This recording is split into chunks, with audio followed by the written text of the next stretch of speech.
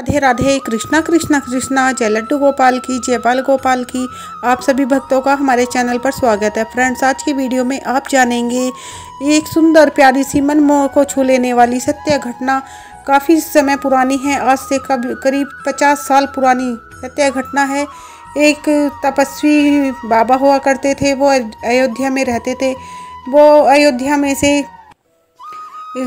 हनुमान गढ़ी से निकलते हुए कनक भवन में जाते थे। वहाँ पर कनक भवन में बिहारी जी का साक्षात इतनी सुंदर विराजमान थे बिहारी जी, तो वो बिहारी जी के दर्शन के लिए रोज़ जाते और बिहारी जी को अपना छोटा भाई मानते थे। बिहारी जी से कहते, लाला तुझे कोई दिक्कत तो नहीं है? लाला अगर तुझे कोई दिक्कत हो तो मुझे बताना, मुझसे कहना। लाला तू ठीक तो है ना? और जब भी कोई दिक्कत हो तो मुझसे कहना। हमें वो रोज़ जाते दर्शन करने कनक भवन और अपने बिहारी जी से लाला लाला कह के बात करते थे और अपने को बड़ा भाई और बिहारी जी को अपना छोटा भाई मानते थे। लोग सुनते, देखते, हंसते, मजाक लेते थे उनकी। कहते, अरे ये कैसा बाबा है, स्वयं भगवान को ये कहता है कि मुझे बताना कोई दिक्कत हो, मुझे बताना कोई समस्या हो। भगवान तो स्वयं ही सबका पालनहार है, सबकी समस्याओं को दूर करते हैं।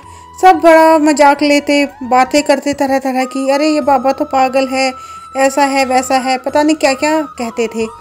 लेकिन बाबा पर कोई फ़र्क नहीं पड़ता था। तपस्वी बाबा अपने सीधे शांत स्वभाव से अपना नियम निभाते और बिहारी जी के दर्शन करने जाते कनक विहार।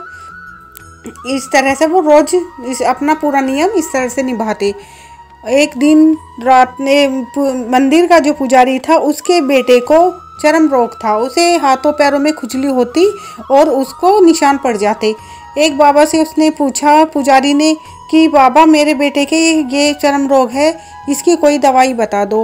वो बाबा ने कहा, नीलत होता, वह औषधि का काम करता है कई बीमारियों में, लेकिन जहर है का स्वरूप होता है एक तरह से, वह जहर का काम भी करता है।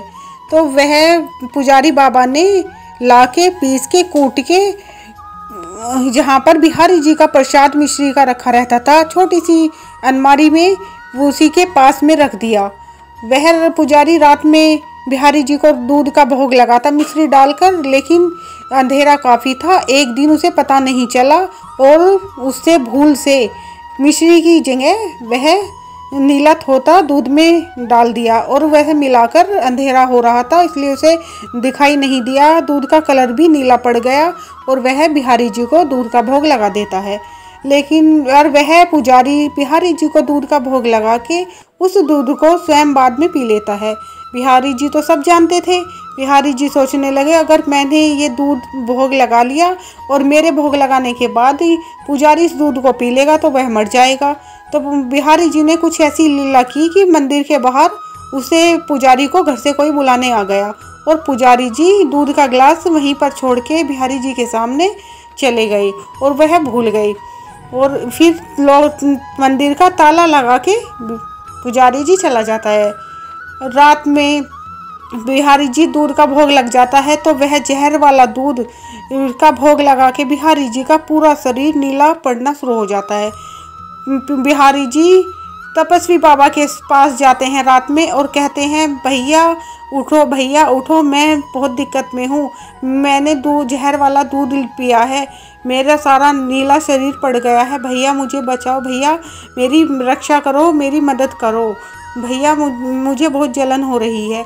तभी यह सुनकर तपस्वी बाबा बेचैन होकर उठ जाते हैं, बहुत परेशान होते हैं, इधर उधर देखते हैं। अरे क्या हुआ, आज मेरे भाई ने, मेरे लाला ने मुझे बुलाया है, वो बहुत परेशानी में है।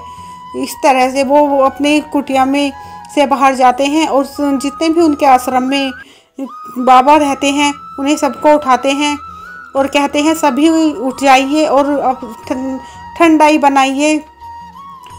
कई तरह की ठंडाई बनवाते हैं और उन मटकों में अलग अलग भरवा के उन्हें लेके चल देते हैं कि चलो मेरे साथ कनक विहार मंदिर चलो और वहाँ पर जाके बिहारी जी को हम ये ठंडाई देंगे, वो बहुत कष्ट में है, मेरा लाला बहुत कष्ट में है। इस तरह से वो मंदिर में चल देते हैं।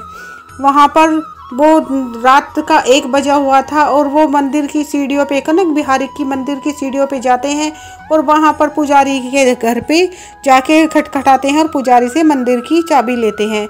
मंदिर के ताले की चाबी लेकर जब वो पुजारी को सारी बात बताते हैं, पुजारी ताला खोलता है।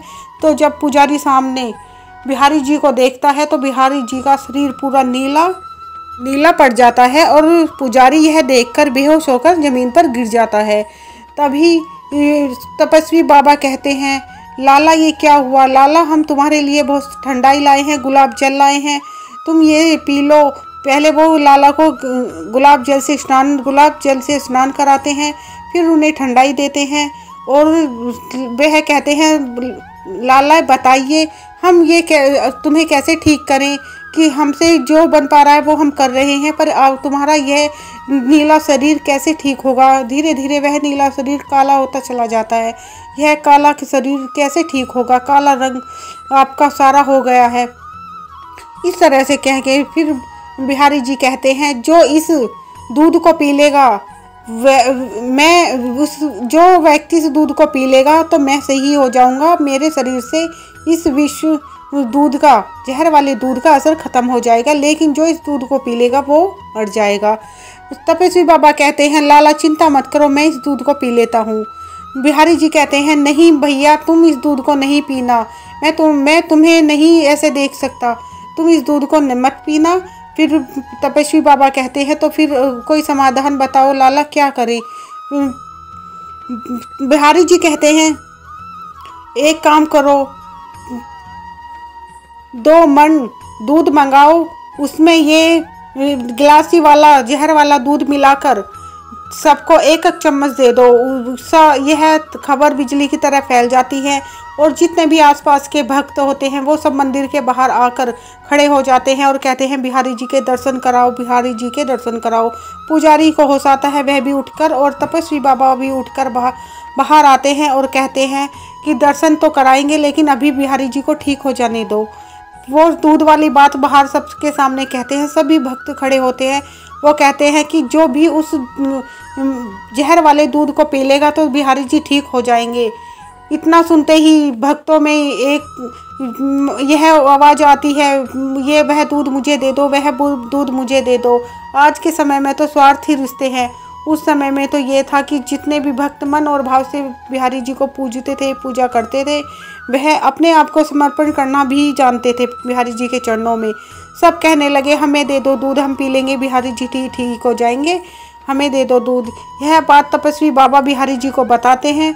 तो फिर बिहारी जी यह उपाय बताते हैं, 2 मन दूध मंगाया जाता है, उसमें वह जहर वाला दूध मिलाया जाता है और 1-1 चम्मच सभी, जितने वहाँ पर काफ़ी ज़्यादा भीड़ थी, जितने लोग आते हैं, 1 घंटे भी नहीं होता, 1 घंटा भी पूरा नहीं होता है, वह 2 मन दूध ख़त्म हो जाता है और 1-1 चम्मच सभी को दे दिया जाता है।